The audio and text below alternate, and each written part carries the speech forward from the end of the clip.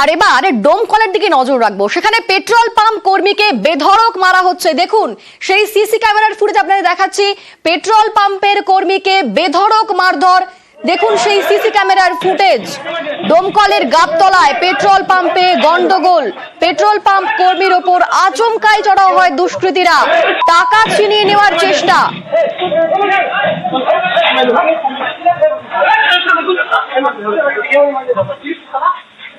যে ছবি আপনারা দেখতে পাচ্ছেন সিসি ক্যামেরার ছবি, ডোমকলের গাবতলায় পেট্রোল পাম্পে গন্ডগোল এবং সেখানে পেট্রোল পাম্প কর্মীর ওপর আচমকাই চড়াও হয় দুষ্কৃতীরা, বেধড়ক মারধর করা হয়। দেখুন সেই ছবি, আপনাদের সেই ছবি দেখাচ্ছি। আর আহত হয়েছেন পেট্রোল পাম্প কর্মী এবং এই মুহূর্তে তিনি হাসপাতালে ভর্তি রয়েছেন।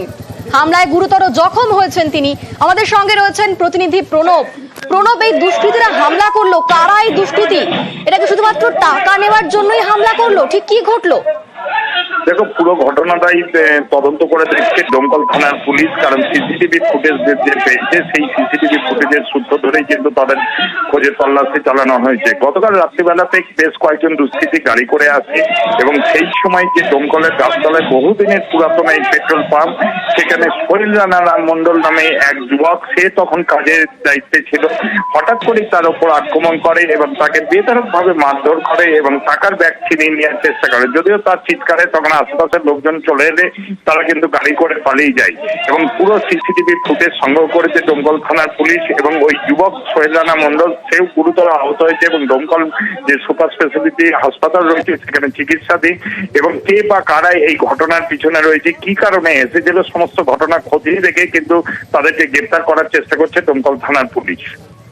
বেশ, ধন্যবাদ।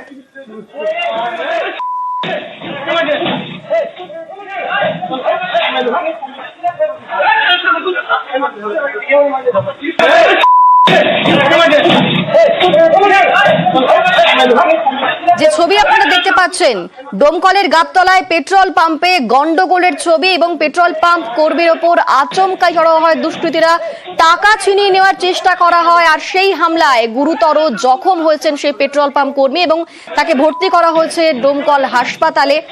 পুরো সিসি ক্যামেরার ফুটেজ খতিয়ে দেখছে পুলিশ এবং অভিযুক্তদের গ্রেফতার করার চেষ্টাও করছে পুলিশ।